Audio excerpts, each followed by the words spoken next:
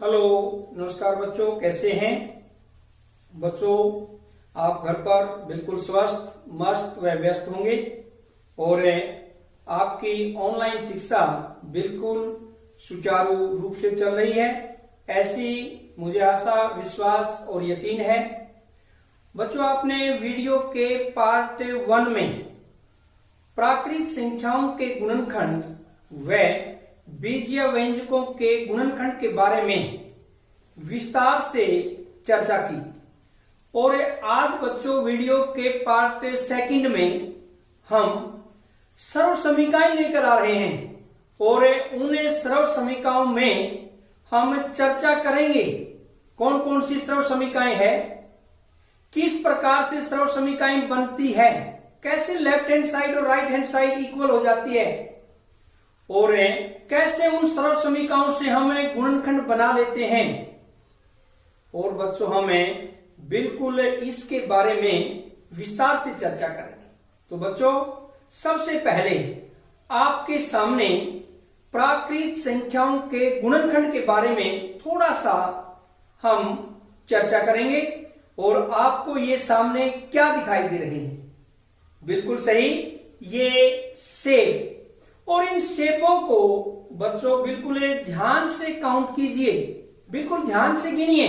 जैसे 1 2 3 4 5 6 7 8 9 10 11, एक पीछे दिखाई दे रहा है 12 13 14 15 16 17 18। कितने सेब हैं? 18। और ये बच्चा जो आपको दिखाई दे रहा है, ये चिंतित है, सोच रहा है, मनन कर रहा है। इन सेबों को कितने प्रकार से वो व्यवस्थित कर सकता है, कैसे कैसे इन सेबों को वो पंक्तिबद्ध कर सकता है।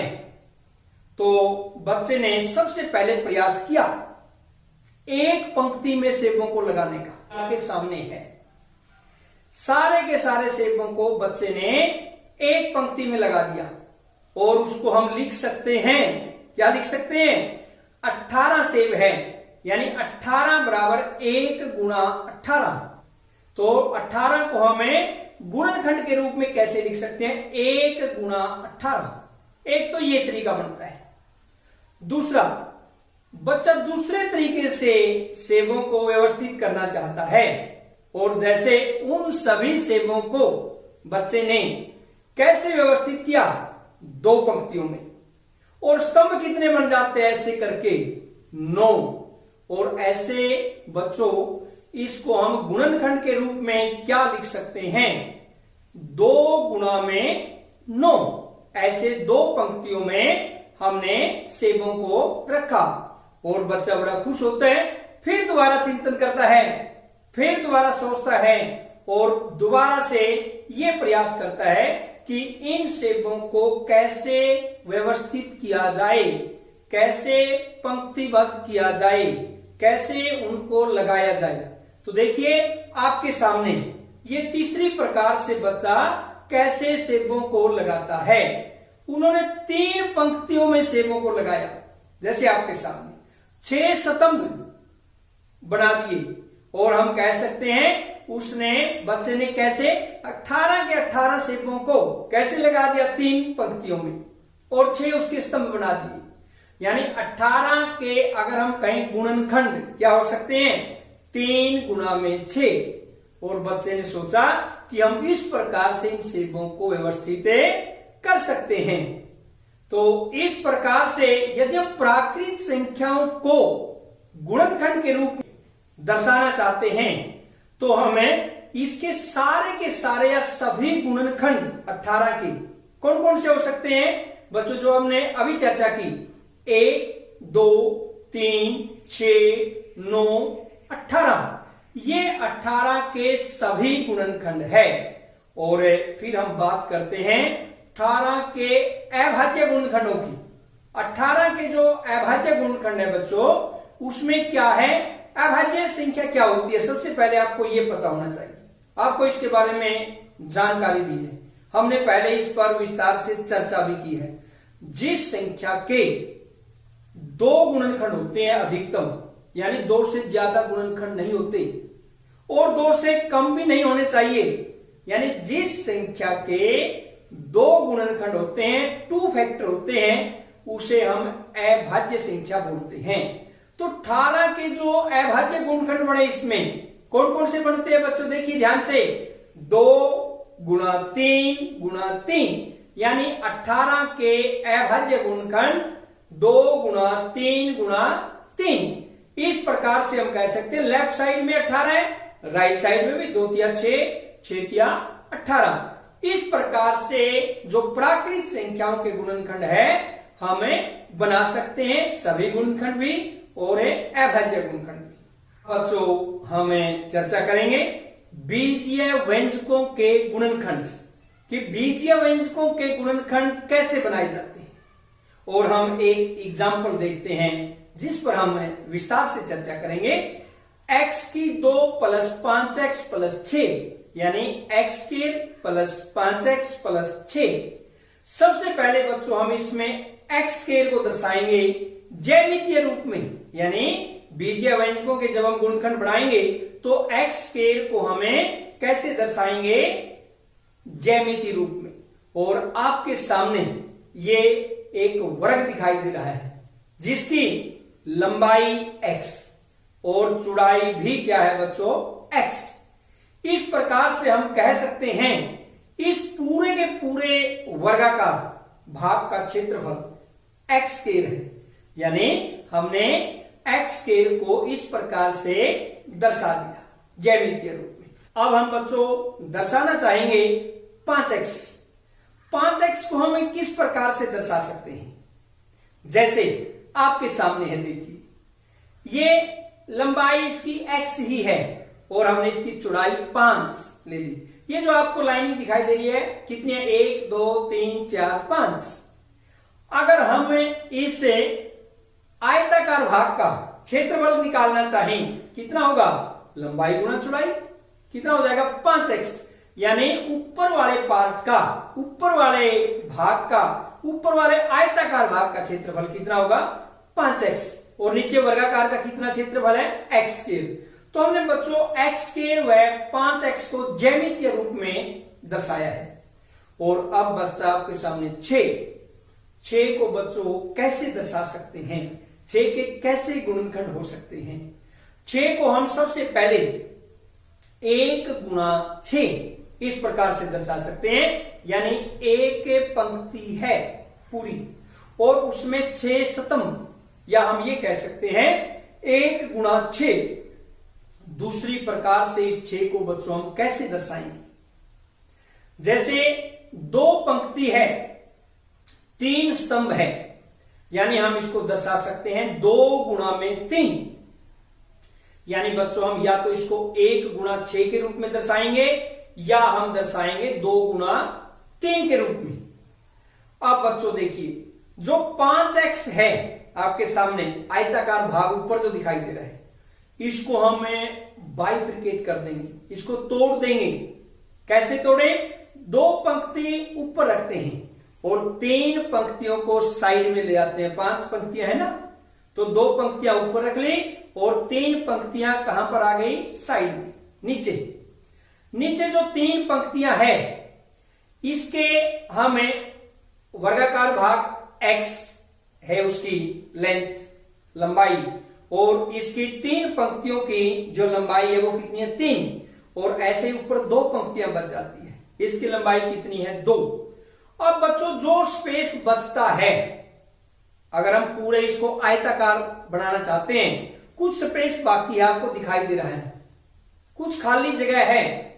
इस खाली जगह में या तो 1 गुणा 6 आएगा, यानी 1 पंक्ति आएगी, वो ज्यादा लंबी बन जाती है, ऐसे नहीं आ सकती। या क्या आ सकती है, यानी 2 पंक्तियां और ये 3 स्तंभ, 2 गुणा 3, इन दोनों ही पोर्शनों में से एक पोर्शन इसमें खाली जगह में बिल्कुल फिट आएगा और इस जगह की पूर्ति कर देगा।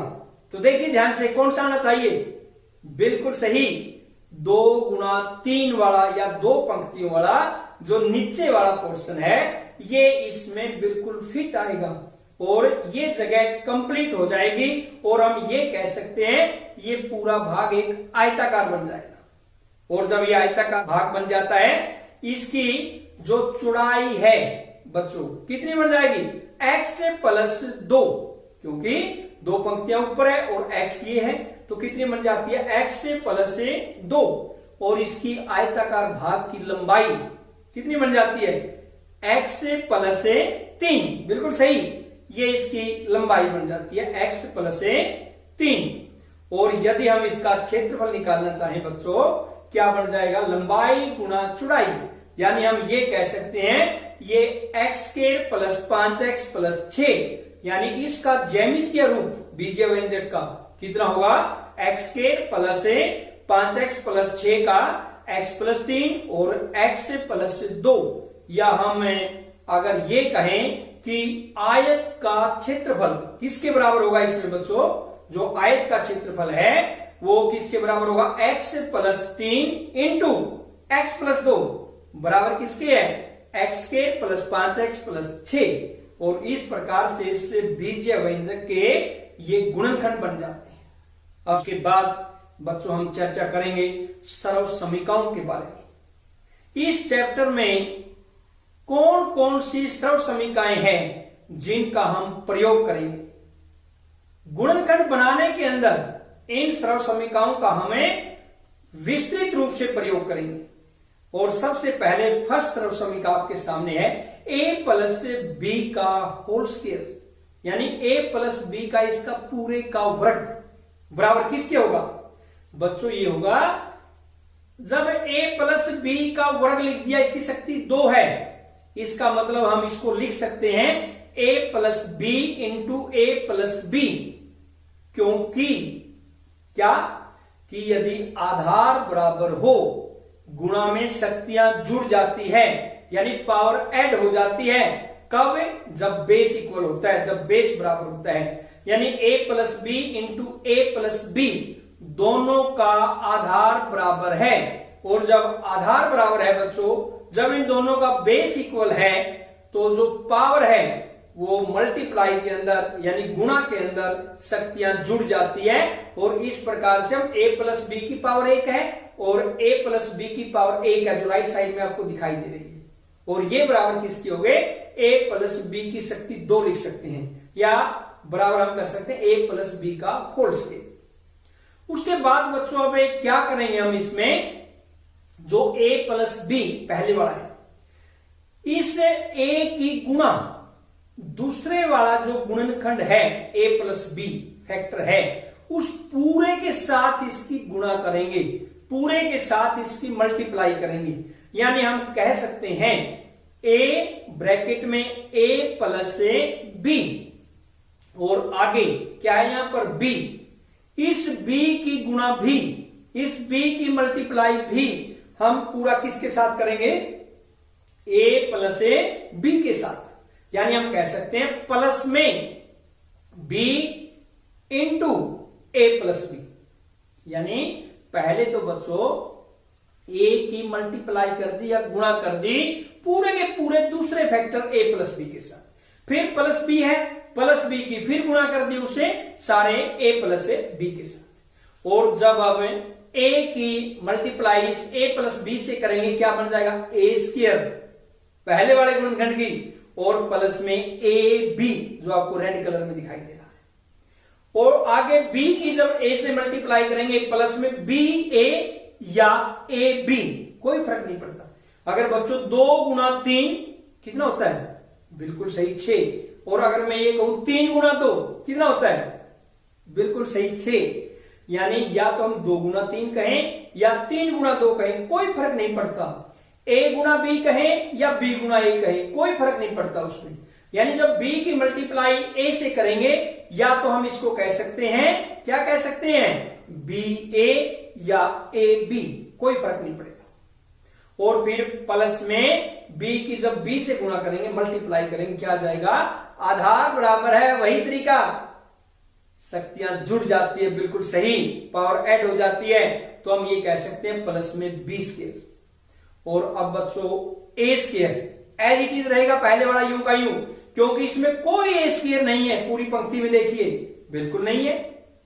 फिर आता है रेड कलर में आपको दिखाई दे रहा है प्लस ए बी, यानी दोनों समान है, और जो दोनों समान है इसको हम ऐड कर देंगे, जोड़ देंगे, क्या बन जाएगा प्लस में 2ab यानी 2ab, और क्या बचता है अकेला ही प्लस ए बी स्क्वायर।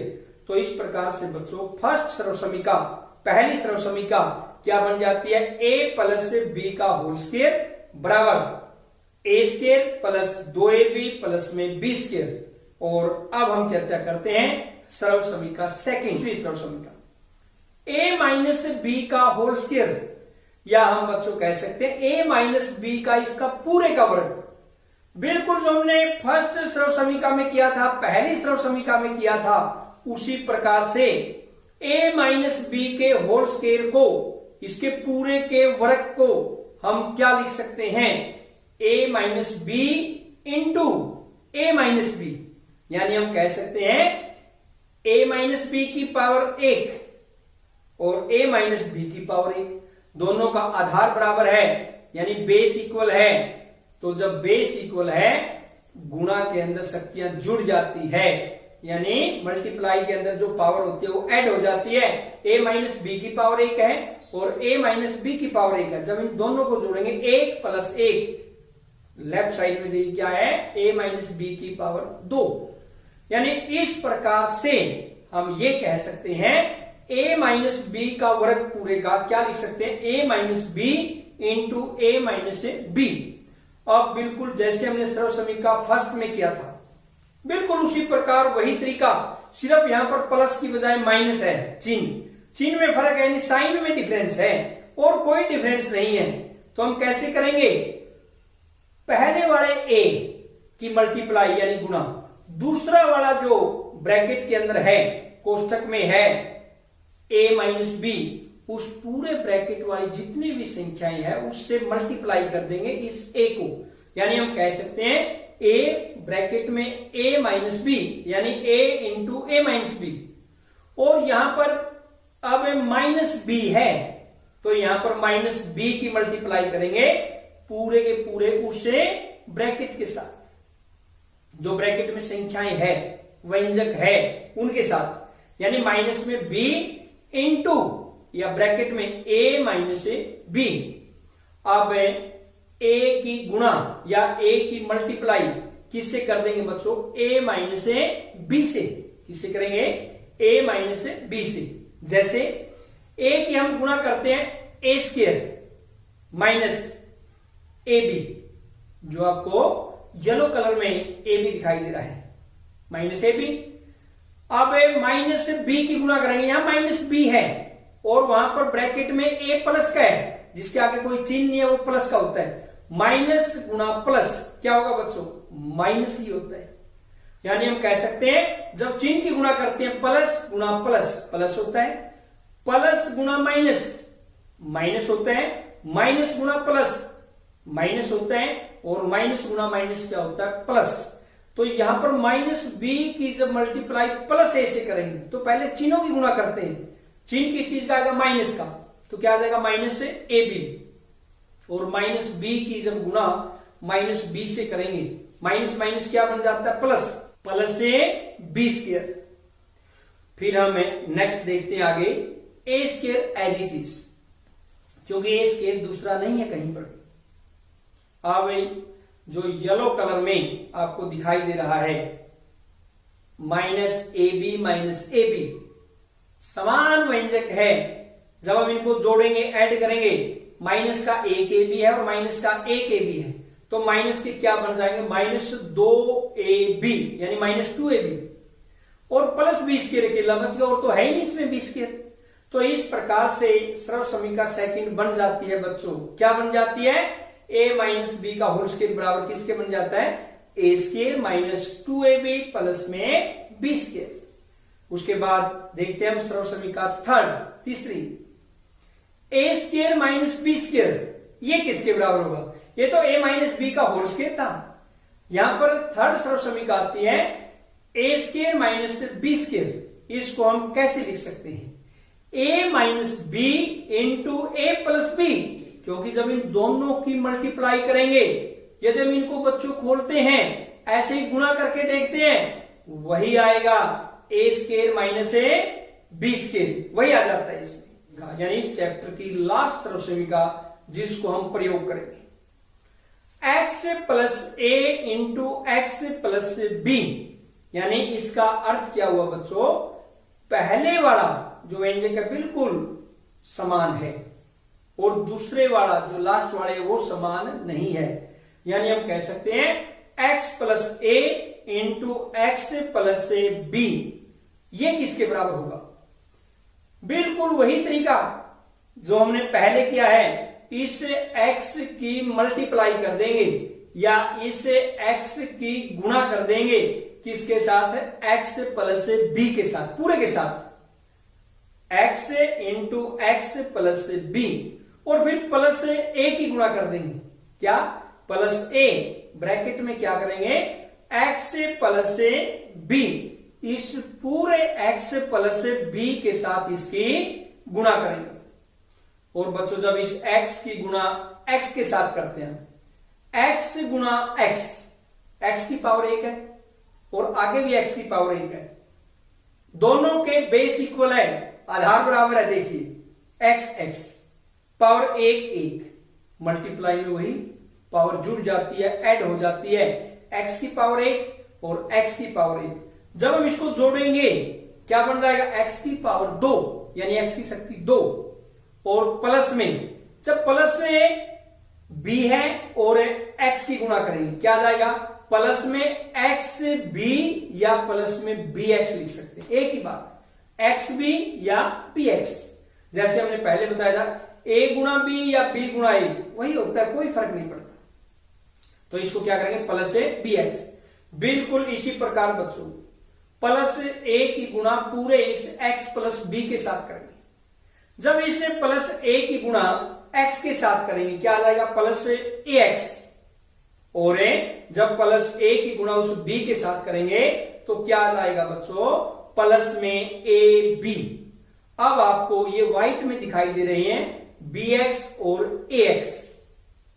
अब नेक्स्ट स्टेप में क्या करते हैं, देखिए x square as it is रहेगा, यूं का यूं एक्स स्केयर प्लस में। अब ये जो व्हाइट में आपको दिखाई दे रहा है प्लस से बी एक्स और प्लस में ए एक्स, इन दोनों में आपको क्या कॉमन दिखाई दे रहा है, क्या साझा दिखाई दे रहा है जो दोनों के अंदर विद्यमान है। देखिए आप ध्यान से देखिए, बिल्कुल सही, x, दोनों में x कॉमन है, और जब हम दोनों में x कॉमन लेंगे तो पहले क्या बच जाता है b, और फिर क्या बच जाता है a, यानी x कॉमन लेके b प्लस a, या हम इसको अगर a प्लस b लिख दें तब भी कोई फर्क नहीं पड़ता, हम इसको लिख सकते हैं a plus b into x, क्योंकि जब इस x की मल्टीप्लाई करके देखिए, पहले a के साथ करते हैं ax प्लस में, फिर इस x की मल्टीप्लाई करके देखिए b के साथ प्लस bx, वही आ गया ax प्लस bx या bx प्लस ax। तो इसमें x कॉमन आ जाता है, व्हाइट में हमने ले लिया a plus b into x, और प्लस में a b, ये थी आपकी सर्वसमीका फोर्थ। और इस प्रकार से ये बच्चा बिल्कुल खुश हो जाता है कि उसने चारों सर्वसमीकाओं को बड़े विस्तार से किया, और बच्चे को ये लगता है कि अब इन सर्वसमीकाओं का प्रयोग करके वो गुणनखंड बना सकता है। बच्चों हमने चार सर्वसमीकाओं के बारे में अभी विस्तार से चर्चा की। इन चारों सर्वसमीकाओं पर आधारित हम एक एक प्रश्न करते हैं और देखते हैं उन सर्वसमीकाओं को हमें किस प्रकार से प्रयोग में ला सकते हैं। जैसे प्रश्न number 1, question first, P square minus 10p plus 25।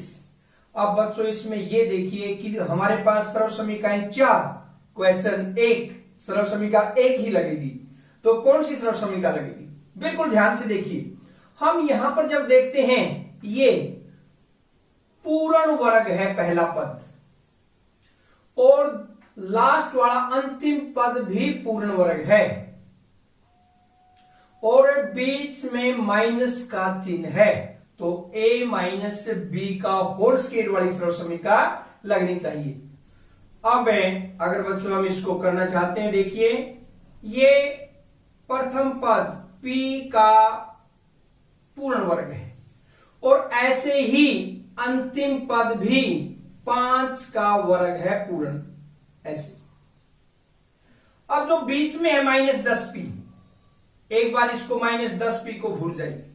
सरल समीकरण में बच्चों हमने राइट साइड में क्या लिखा था, a माइनस बी का होल स्क्वायर, ए स्क्वायर और माइनस में 2ab प्लस बी स्क्वायर। एक बार इसको -10p को भूल जाइए।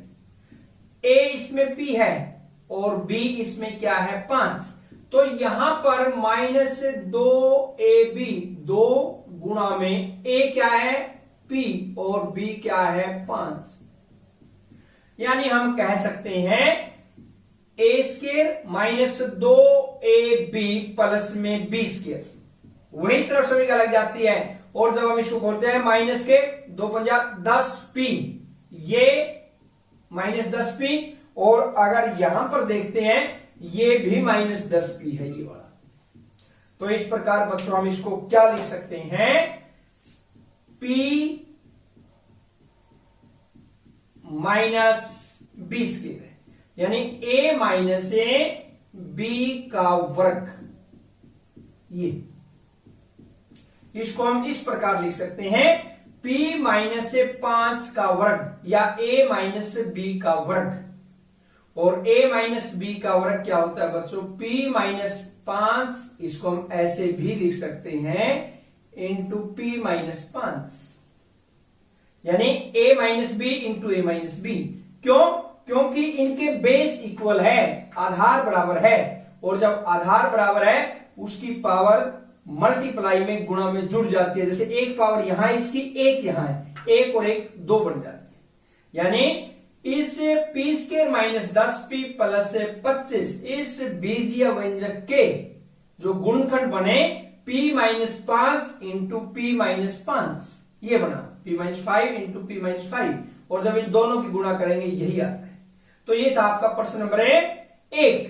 और इसमें बच्चों यहां पर a क्या था जो हमने किया, a किसके बराबर था p के, और b किसके बराबर था इसमें 5 की, और हमने सर्व समीकरण कौन सी लगाई इसमें, a माइनस बी का वर्ग बराबर, a माइनस बी का वर्ग बराबर किसके है, a square minus 2ab plus में b स्क्वायर। ये सर्व समीकरण लगाई हम। अब देखते हैं नेक्स्ट क्वेश्चन। प्रश्न नंबर 2 में बच्चों क्या है, 4p स्क्वायर माइनस 9q की 2। इसमें भी हमने देखना है कौन सी सर्व समीकरण लगेगी।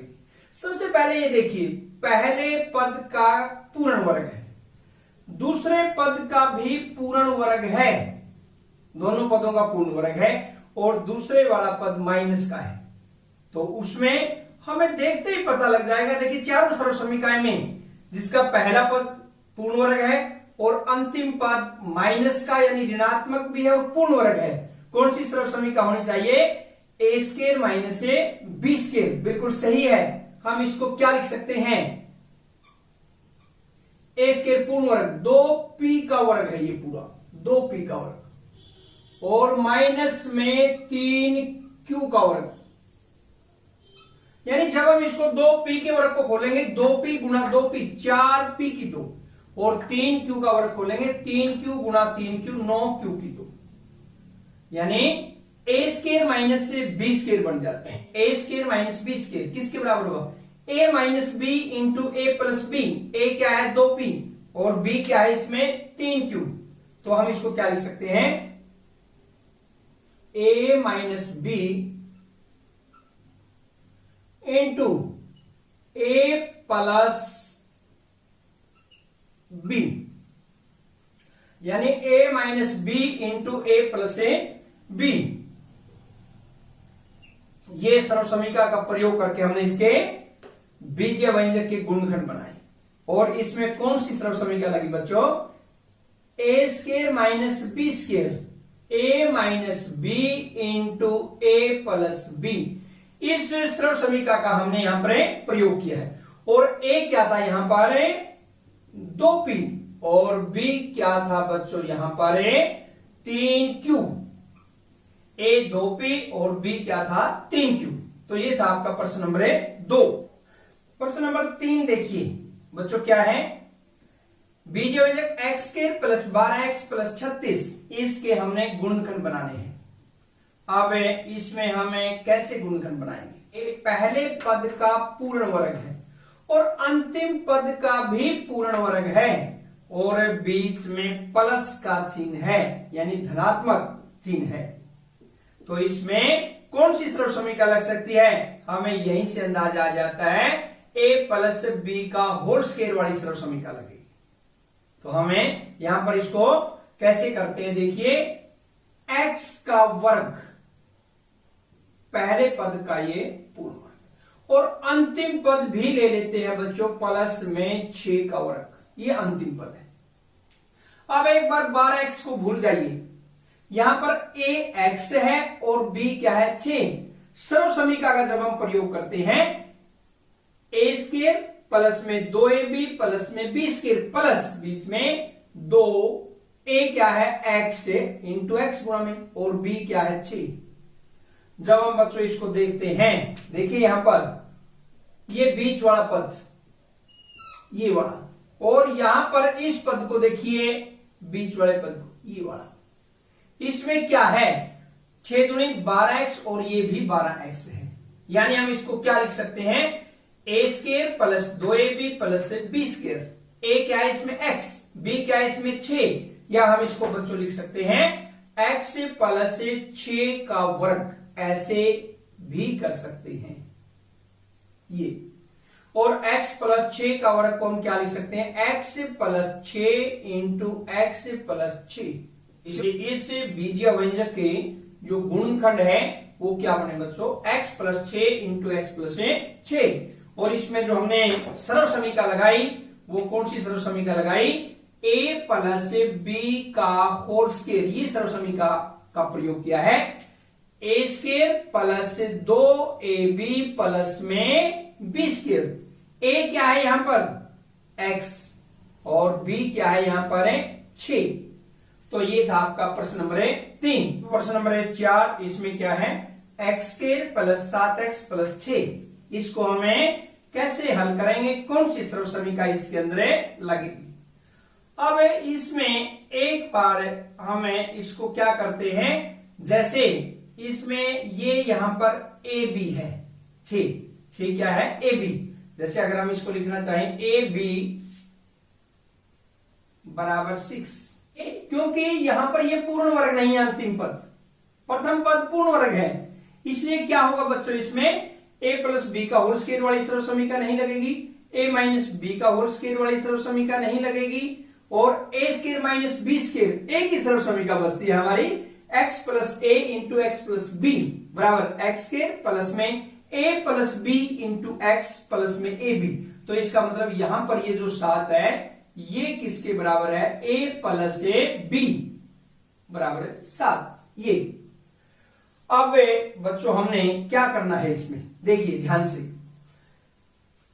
इस 6 के ऐसे गुणनखंड बनाने हैं, 2 फैक्टर, दोनों फैक्टरों का योग, दोनों गुणनखंडों का जो योग है, दोनों टुकड़े हैं जो, उनके योग तो 7 हो और गुणा उनकी 6 आए।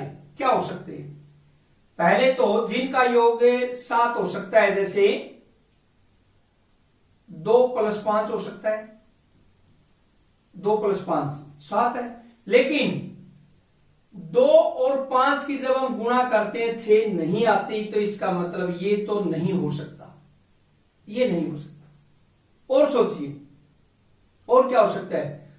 3 प्लस 4 हो सकता है, 7, ये सही है, लेकिन इन दोनों की गुणा 6 ये भी नहीं हो सकता। फिर हम ध्यान से देखते हैं क्या हो सकता है।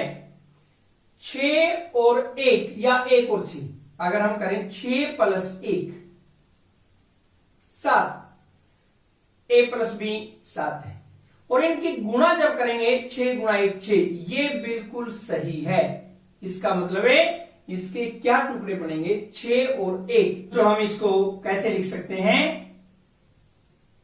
X square plus a plus b, 6 plus 1 into x plus में 6 गुणा में 1, या हम इसको लिख सकते हैं a प्लस बी, a गुणा बी, एक्स प्लस ए